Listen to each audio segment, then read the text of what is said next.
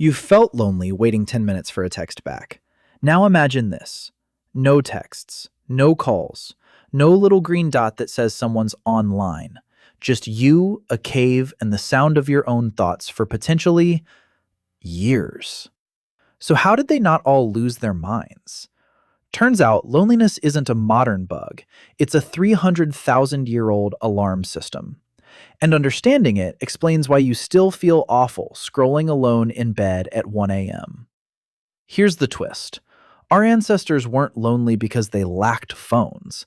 They were terrified of loneliness because being alone literally meant death.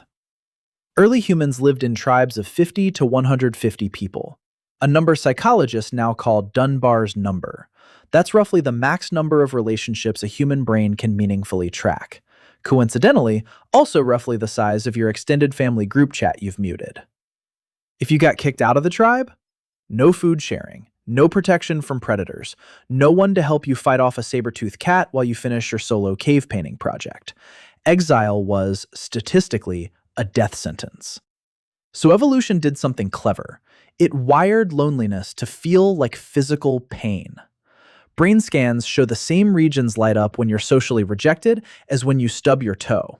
Your brain doesn't know the difference between "no one texted me back" and "a rock fell on my foot." Same alarm, different rock. So if loneliness felt like danger, how did ancient humans avoid it without Wi-Fi? 1. Zero privacy ever. Everyone slept together, ate together, existed together, always in physical proximity. No "I need my own space" energy. Personal space was a luxury invented much, much later, probably by someone's annoying sibling. 2. Grooming as social glue. Literally picking bugs and dirt out of each other's hair. Sounds gross, but it released oxytocin, the bonding hormone, and built trust. Modern version: haircuts, back scratches, and that one friend who insists on fixing your collar in public. 3. Fire and storytelling.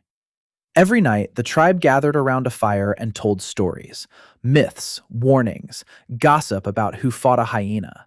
This was the original Netflix, except everyone was both the audience and unpaid cast. 4. Synchronized movement, also known as dancing and chanting. Moving in rhythm together releases the same bonding chemicals as laughing with friends.